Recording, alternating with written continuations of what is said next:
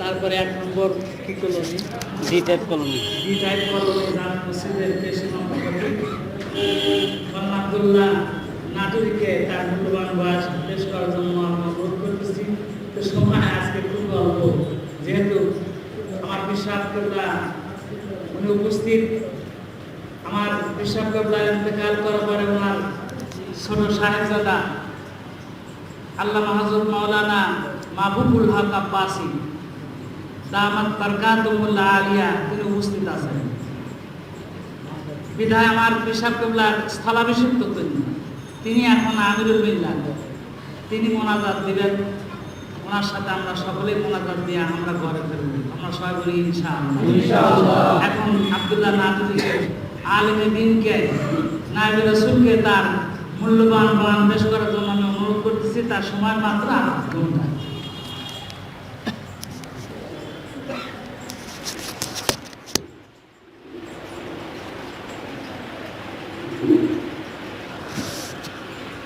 السلام عليكم ورحمة الله وبركاته. الحمد لله وكفى وسلام على عباده الذين اصطفى. أما بعد فقد قال الله تعالى في كلامه المجيد والفرقان الحميد. সবাই জবান খুলে পড়েন। আউযু বিল্লাহি মিনাশ শাইতানির রাজীম। বিসমিল্লাহির রাহমানির রাহিম। ওয়া ক্বাদা রাব্বুকা আল্লা তা'বুদু ইল্লা ইয়্যাহু ওয়া বিল ওয়ালিদাইনি وعن ابن مسعود رضي الله تعالى عنه أنه قال سألت النبي صلى الله عليه وسلم أي الأعمال أحب إلى الله؟ قال الصلاة لوقتها. قال ثم أي؟ قال بر الوالدين. ثم أي؟ قال الجهاد في سبيل الله. رواه البخاري. أو كما قال النبي عليه الصلاة والسلام. وقال الله تبارك وتعالى في شان حبيبه إن الله وملائكته يصلون على النبي يا أيها الذين آمنوا صلوا عليه وسلموا تسليما. اللهم صل على سيدنا مولانا محمد وعلى آل سيدنا مولانا محمد. मुझे कुछ मिले या न मिले, मोहम्मद मिले यानी अल्लाह मिले. बलगल उला बिकमालिही कशफत दुजा बिजमालिही हसनत जमीउ खिसालिही सल्लु अलैहि व आलिही. একটু জিকির করে জবান খুলে লা ইলাহা ইল্লাল্লাহ, লা ইলাহা ইল্লাল্লাহ, লা ইলাহা ইল্লাল্লাহ, লা ইলাহা ইল্লাল্লাহ, লা ইলাহা ইল্লাল্লাহ, লা ইলাহা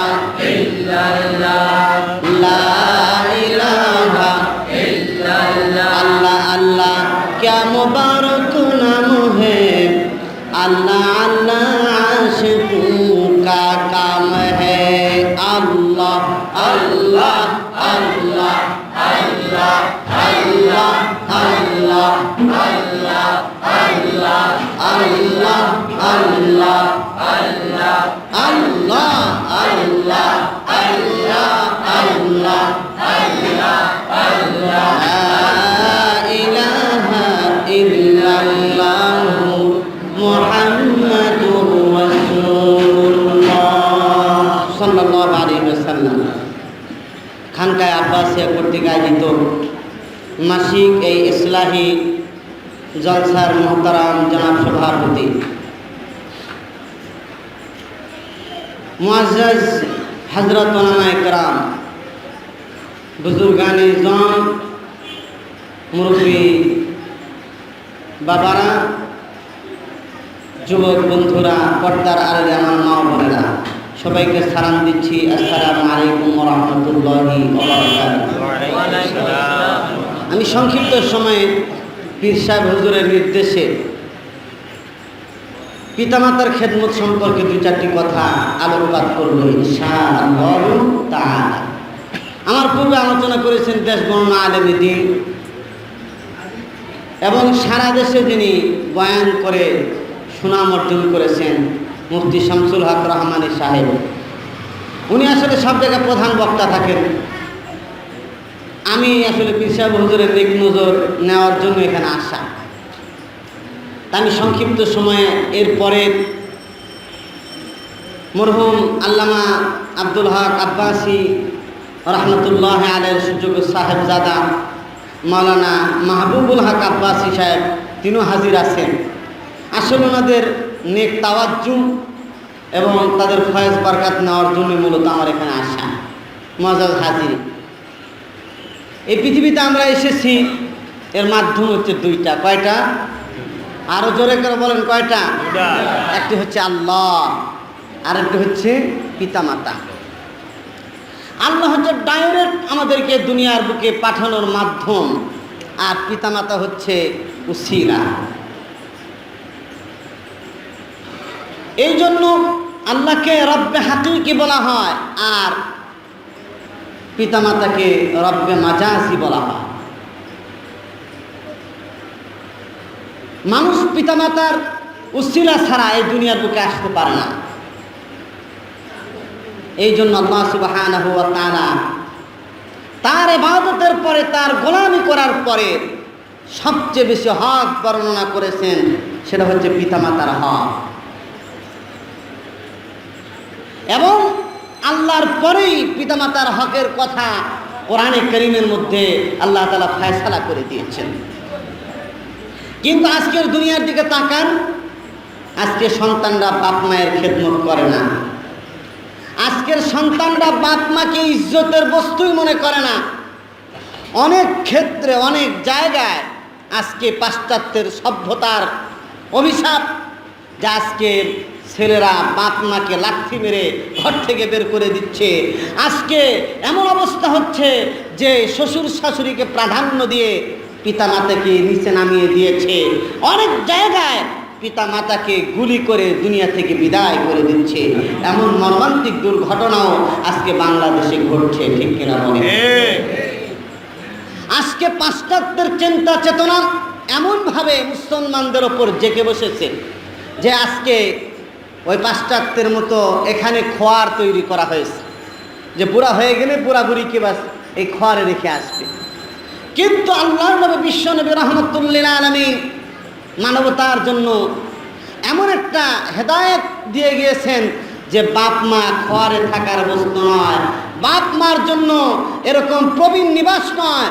বাপ মা হচ্ছে ঘরের মধ্যে থাকবে, একটা নজর সন্তান দিবে, একটা হজ, একটা উমরার সব আল্লাহ তাআলা তার আমল নামায় দিয়ে দিবে। ভাইরা আমার, তাই আসুন আমরা আজকে এই আলোচনা থেকে জানতে পারি যে বাপ মায়ের হক কতটুকু, কিভাবে বাপ মায়ের সাথে আচার আচরণ হবে, এই বিষয়টা আমাদের জানা দরকার আছে কিনা বলেন। আল্লাহ বলেন, وَقَضَى رَبُّكَ أَلَّا تَعْبُدُوا إِلَّا إِيَّاهُ ওয়াবিল ওয়ালিদাইনি ইহসানা। এই যে তোমার রবের চূড়ান্ত ফয়সালা হয়ে গেছে, তাকে ছাড়া কার গোলামি করা যাবে না, ইবাদত করা যাবে না, আর পিতা মাতার সাথে ভালো ব্যবহার করতে হবে, ইহসান করতে হবে। যারা উলামায়ে কেরাম আছেন তারা বুঝবেন এখানে ইহসান নাকেরা ব্যবহার করা হয়েছে, অর্থাৎ বাপ মায়ের সাথে নেক সুলুক, নেক ব্যবহারের যত প্রকার এবং পদ্ধতি আছে সব কিছু বাপ মা পাওয়ার উপযুক্ত এবং তার সাথে এরকমই করতে হবে। জোরে বলেন সুবহানাল্লাহ। আল্লাহ রাব্বুল আলামিন কোরআনে হাকীমের মধ্যে বলেছেন, ইম্মা ইয়াবলুগান্না ইনদাকাল কিবারা আহাদুহুমা আও কিলাহুমা ফালা তাকুল লাহুমা উফ। দুনিয়ার মানুষেরা শোনো, বাপ মা দুইজনে যদি বৃদ্ধ হয়ে যায় অথবা একজনে যদি খেদমতের বয়সে উপনীত হয়ে যায়, তাদের সাথে এমন কোনো আচরণ করা যাবে না যে মনের থেকে দুঃখের কারণে উফ শব্দটা তারা বলে। উফ বলতে মুফাসসিরিন ইকরাম বলছেন যে কষ্টদায়ক কোনো শব্দ যেন বাপ মা তার জবান থেকে না বের করে, এমনভাবে বাপ মায়ের সাথে ব্যবহার করতে হবে, সন্তানকে চলতে হবে। চোখ রাঙানো তো যাবেই না, চোখের উপর চোখ রাখা যাবে না, মুখের উপর মুখ রাখা যাবে না, উচ্চ স্বরে কথা বলা যাবে না। আল্লাহ বলছেন ওয়াকুল্লাহুমা কাওলান কারীমা। বাপ মায়ের সাথে কথা বলতে হলে সৌজন্যমূলক, মেহমানের সাথে, অতিথির সাথে যেরকম কথা বলা হয় সেরকমভাবে তোমরা কথা বলো। জোরে বলুন সুবহানাল্লাহ। আল্লাহ রাব্বুল আলামিন বলেন, ও যুবকেরা শোনো, তোমার একটু শক্তি সামর্থ্য হয়েছে, তোমার গায়ে বল আছে, এই জন্য বাপ মাকে তুমি লাথি মারতে পারবে না, বরং বাপ মার সাথে এমন নত হয়ে যেতে হবে। আল্লাহ বলেন ওয়াকফিদ লাহুমা জানাহাদ যুল্লি মিনার রাহমা। রহমতের নজরে অর্থাৎ তোমার বিনয়ের পাখাটাকে সবিনয়ে তুমি অবনত করে দাও। আর বাপ মায়ের জন্য প্রত্যেক নামাজ পড়ে পড়ে আল্লাহর কাছে দোয়া করো, রব্বিরহামহুমা কামা রব্বায়ানি সগীরা। সবাই বলেন রব্বিরহামহুমা কামা রব্বায়ানি সগীরা। আল্লাহর কাছে দোয়া করো, আল্লাহ শৈশবকালে আমার বাপ মা আমাকে যেভাবে লালন পালন করেছে, কষ্ট করেছে, কবরের মধ্যে আমার বাপ মা আছে, আল্লাহ কবরের মধ্যে তুমি সেইভাবেই তাদের সাথে আচরণ করো। আল্লাহর কাছে দোয়া আল্লাহ রাব্বুল আলামিন বান্দাকে শিক্ষা দিয়েছে। কি জন্য এই দোয়া শিক্ষা দেওয়া হয়েছে? আল্লাহ রাব্বুল আলামিন কোরআনে কারীমের অনেক জায়গায় বলেন, হামালাতুহু উম্মুহু কুরহান ওয়া ওয়াদাআতুহু কুরহা ওয়া হামলুহু ওয়া ফিসালুহু 30 শাহরা। ও দুনিয়ার মানুষেরা, একটু গভীরভাবে চিন্তা করে দেখো, তোমার বাপ মা কষ্টের পরে কষ্ট করে তোমাকে প্রতিপালন করেছে। যখন তুমি পেটে এসেছো, যখন তোমার মায়ের 7 মাস হয়ে গিয়েছে, তোমাকে পেটে নিয়ে মায়ের কি কষ্ট, খেতে পারে না, ঘুমাতে পারে না, কিন্তু মা নারাজ হয় না যে সন্তানটাকে আমি নষ্ট করে দেব। আবার যখন প্রসব বেদনা শুরু হয়ে গেছে, প্রসব বেদনার যন্ত্রণা মা ছটফট করে, আবার বাচ্চা হওয়ার সময় মা কেমন যেন শহীদ হয়ে যায়। বলছে এত কষ্ট মা করে, মায়ের কষ্ট এখানে শেষ নয়। বলতেছে মা যখন সন্তান দুনিয়াতে আসলো, তার পেশাব পায়খানা, তাকে লালন পালন করা, বলতেছে ট্যাটা করা ছাড়া তার কোনো আওয়াজ নাই। এই অবস্থা মা সন্তানের জন্য যা কিছু করণীয় আছে সব করে। এটাই শেষ নয়, সন্তান যখন হাঁটি হাঁটি পা পা করে 5-10 বছর উপনীত হয়, তখনও বাপ মায়ের কষ্ট শেষ হয়ে যায় না। বন্ধুরা আমার, আপনি গভীরভাবে লক্ষ্য করে দেখুন, আপনি যদি বাহিরে থাকেন, আপনার বাপ মা যদি বেঁচে থাকে, রাত 2টা বেজে গিয়েছে, 3টা বেজে গিয়েছে, আপনার স্ত্রী ঘুমিয়ে পড়েছে, সন্তানরা ঘুমিয়ে পড়েছে, কিন্তু আপনার বুড়ি মা দেখবেন তখনও তার ঘুম আসে না। রাত 2টায় যখন আপনি করাঘাত করেন, সাথে সাথে মা দাঁড়ায়া বলতেছে, বুড়ি মা দরজাটা খুলে দেয়। জোরে বলেন সুবহানাল্লাহ। সন্তান বলে, মা কি জন্য তুমি এই খেদমতটা করেছো? তোমার তো এই কথা প্রয়োজন নাই, তোমার জন্য এই কাজ করার প্রয়োজন নাই। বলতেছে, বাবা তুমি যখন বাহিরে যাও, তোমাকে না দেখা পর্যন্ত, বাড়িতে না আসা পর্যন্ত আমার ঘুম আসে না, কেমন যেন আমার চোখ খুলে যায়।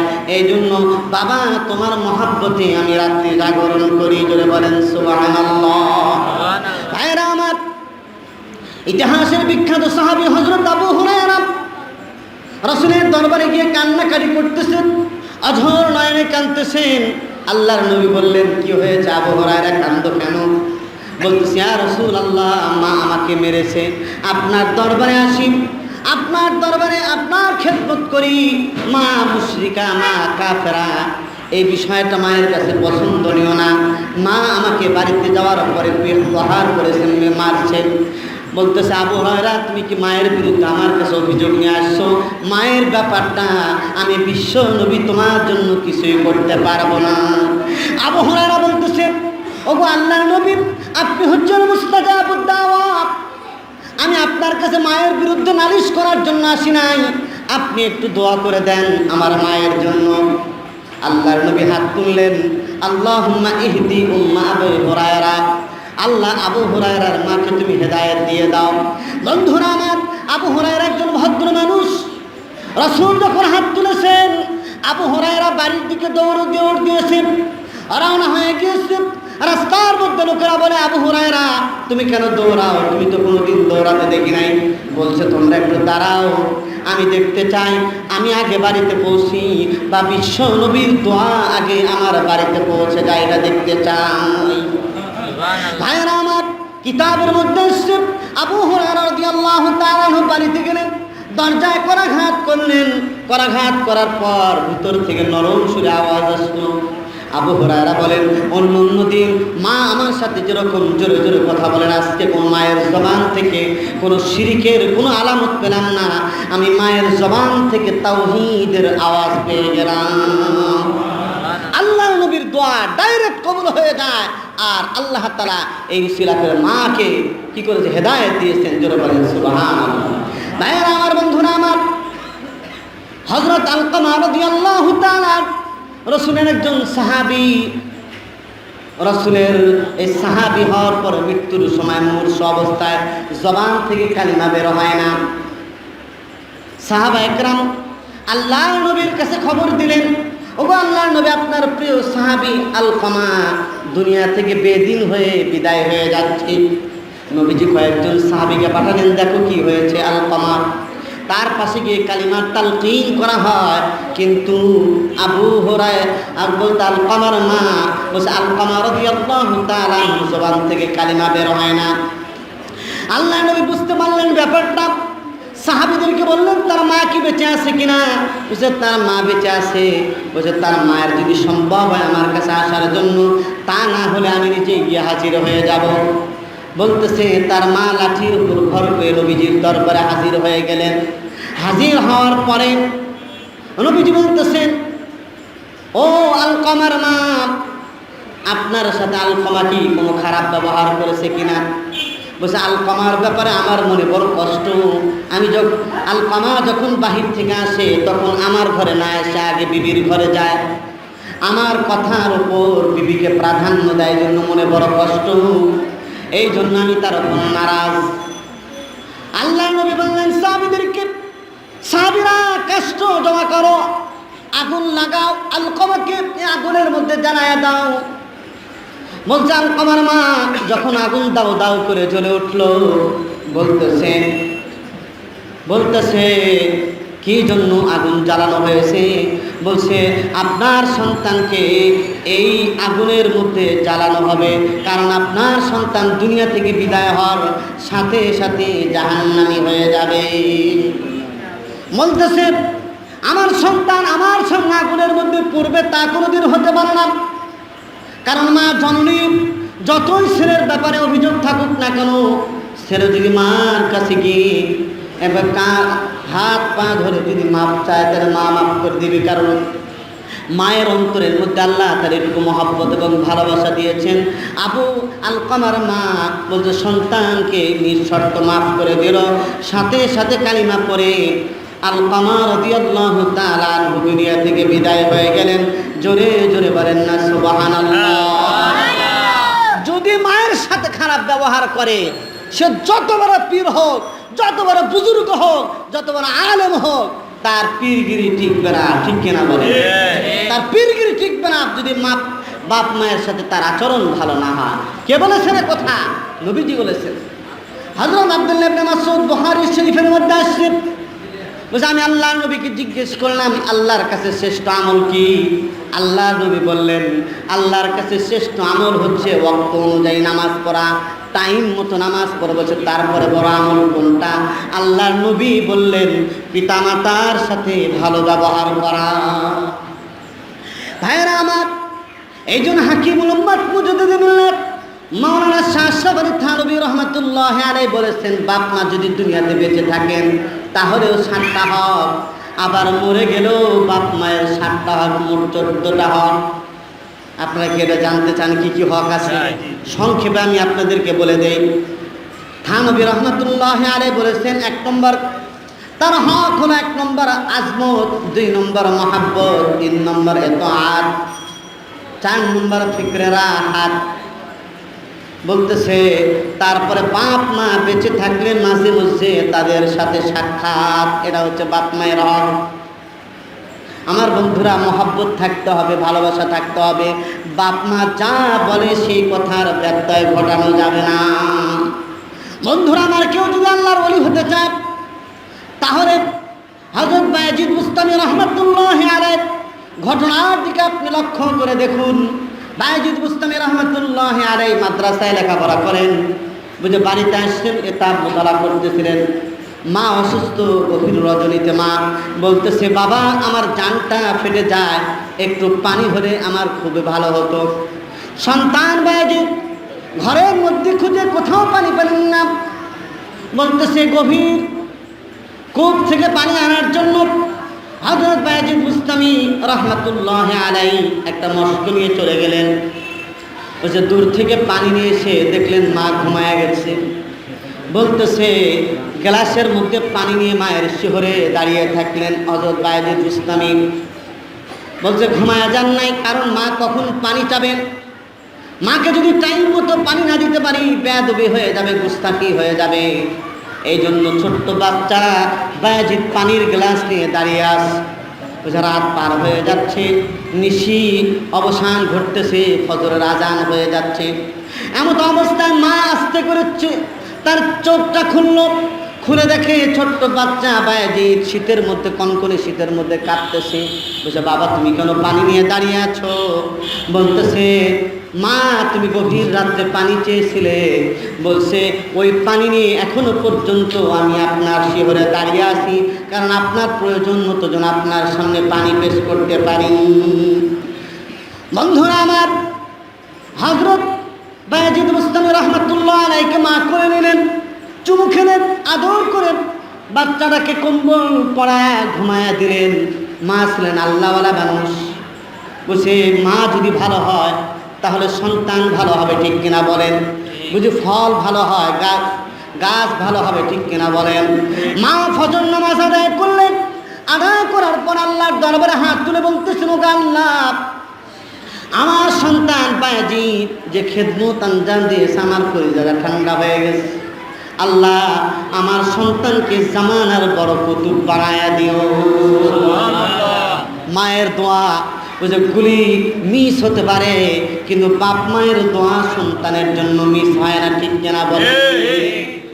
এই জন্য মাওলানা থানভী রহমাতুল্লাহ বলছেন আবার মা বাপ মা মরে গেলেও 7টা হক, ভালো ভালো ইবাদত বন্দেগী করে বাপ মায়ের নামে সওয়াব রেসানি করে দেওয়া, তার আত্মীয় স্বজন যারা আছে তাদের সাথে ভালো ব্যবহার করা, বাপ মা মারা যাওয়ার পরে যাদের সাথে মহাব্বত ছিল তাদেরকে মহাব্বত করা, ছোট বাচ্চা যারা ছিল, বোনেরা যারা আছে তাদের খোঁজ খবর নেওয়া, আর মাঝে মধ্যে বাপ মায়ের কবর জিয়ারত করা, এটা বাপ মায়ের হক। বন্ধুরা আমার, আসলে এই অল্প সময়ে বাপ মায়ের হক আদায় করা এবং বাপ মায়ের ব্যাপারে আলোচনা করে শেষ করা যাবে না, যেহেতু এটা একটা খানকা শরীফ। ওলি হওয়ার জন্য খানকার মধ্যে আমরা আসছি, ঠিক কিনা বলেন? আমরা বাপ মায়ের খেদমত করব, সাথে সাথে ওলি হওয়ার জন্য কিছু রাস্তা আমি সংক্ষেপে শাহ হাকিম আখতার রহমতুল্লাহ আলাই ওলি হওয়ার জন্য তিনি 5টা পদ্ধতি বলে গেছেন। এই 5টা পদ্ধতি সংক্ষেপে বলেই আমার বক্তৃতা শেষ করে দেব। 1 নম্বর হচ্ছে, আল্লাহর ওলি যদি হতে হয় তাহলে আহলুল্লাহর মুসাহাবাত জরুরি। আল্লাহওয়ালাদের সাথে, হক্কানি ওলামা একরামের সাথে তার ওঠা বসা থাকতে হবে। আল্লাহ তাআলা বলছেন কুনু মা'আস সাদিকিন, আল্লাহওয়ালাদের সাথে হয়ে যাও, আল্লাহওয়ালাদের আচার আচরণকে গ্রহণ করো, তাদের সাথে ওঠা বসা করো। 2 নম্বর হচ্ছে জিকরুল্লাহ পার মুদাওয়ামাত, আল্লাহর যে জিকির আছে সবসময় সুন্নতের উপর চলা। নামাজের পরে জিকির, খানার দোয়া আছে, বাথরুমে প্রবেশের দোয়া আছে, মসজিদে প্রবেশের দোয়া আছে, এই জিকির, এই দোয়াগুলো ঠিক মতো পড়া। নামাজের পরে 33 বার সুবহানাল্লাহ, 33 বার আলহামদুলিল্লাহ, 34 বার আল্লাহু আকবার পড়া, এগুলো জিকিরের অন্তর্ভুক্ত। তাসবিহ ফাতেমে আদায় করা, সকালে 100 বার দুরূদ শরীফ, 100 বার ইস্তেগফার, আর 100 বার সুবহানাল্লাহ, আলহামদুলিল্লাহ, ওয়ালা ইলাহা ইল্লাল্লাহু, আল্লাহু আকবার, এটা আদায় করা। আর রাস্তায় চলতে কালিমা লা ইলাহা ইল্লাল্লাহ অথবা অন্য কোনো জিকির করা। আর যারা কোরআন তেলাওয়াত করতে পারে প্রতিদিন নিয়মিত কিছু কোরআন তেলাওয়াত করা। 3 নম্বর হচ্ছে আসবাবে গুনাহ সে মুদাওয়ামাত, অর্থাৎ গুনার যে সমস্ত উপায় উপকরণ আছে তার থেকে বেঁচে থাকা। এখন গুনাহের উপকরণ, সবচেয়ে বড় উপকরণ ডিশ, সবচেয়ে বড় উপকরণ ফেসবুক, সবচেয়ে বড় উপকরণ ইন্টারনেট, টিভি, এইগুলো থেকে বাঁচতে হবে। 4 নম্বর গুনাহ হচ্ছে মুহাফাজত, গুনাহ থেকে বেঁচে থাকা। বদনজর, বদনেগাহি, বদজবানি, এই ধরনের যত গুনাহ আছে ওলি হওয়ার জন্য এগুলো ছাড়তে হবে। আর 5 নম্বর সুন্নতুর উপর মুওয়াজাবাত, সুন্নতের উপরে সবসময় লেগে থাকা। এই যারা দাড়ি রাখি নাই, দাড়ি রাখা। আরও যে সমস্ত নবীদের সুন্নত আছে, আল্লাহওয়ালারা যে লেবাস পরিধান করেন সে লেবাস পরিধান করা, তাহলে ইনশাআল্লাহ আমরা আল্লাহর ওলি হয়ে যেতে পারবো, ঠিক কিনা বলেন? ওলি যে কেউ হতে পারে, সাধারণ মানুষরাও ওলি হতে পারে যদি সঠিকভাবে পীর এবং মুর্শিদের কথা অনুযায়ী চলে। মোহতারাম, আসলে আমরা এখানে আসছি, আসার একটা মাকসাদ, এই খানকার একটা উদ্দেশ্য আছে, আমরা যেন সবাই আল্লাহওয়ালা হয়ে যাই, ঠিক কিনা বলেন? নাকি আমরা বিরিয়ানি খাওয়ার জন্য আসছি? বিরিয়ানি খাওয়ার জন্য মোটেই আসি নাই। আর উনারও বিরিয়ানি খাওয়ানোর জন্য আপনাদেরকে দাওয়াত দেন নাই। উনারা চান আপনারা যেন হেদায়েতের উপর চলেন, হকের উপর চলেন, সঠিক তরিকার উপর চলেন, এই জন্য আপনাদেরকে দাওয়াত দেয়, ঠিক কিনা বলেন? এটাই এত কষ্ট করে, যে মেহনত করে সারা মাস চেষ্টা করে ওই পীর সাহেব হুজুর এবং তার ছেলেরা যে মেহনত করেন, মাশাআল্লাহ, এটা প্রশংসার দাবিদার। এখানে আপনারা সহযোগিতা করবেন। তা আমি আপনাদেরকে বলবো, এই রাস্তায় চলতে হলে আমাদের একটা কাজ করতে হবে। এই এলেম, এই মারেফাত সিনা বসিনা আসে, এই জন্য সিনা এবং বুজুর্গদের সাথে সম্পর্ক রাখা আমাদের জন্য বাঞ্ছনীয়। খোদ বাখুদ কামেল নাসুদ মাওলা এরুম তা গোলামি শামসে তেবিরি নাসুদ। ওয়া আখিরু দাওয়ানা আনিল হামদুলিল্লাহি রাব্বিল আলামিন। আসসালামু আলাইকুম ওয়া রাহমাতুল্লাহ।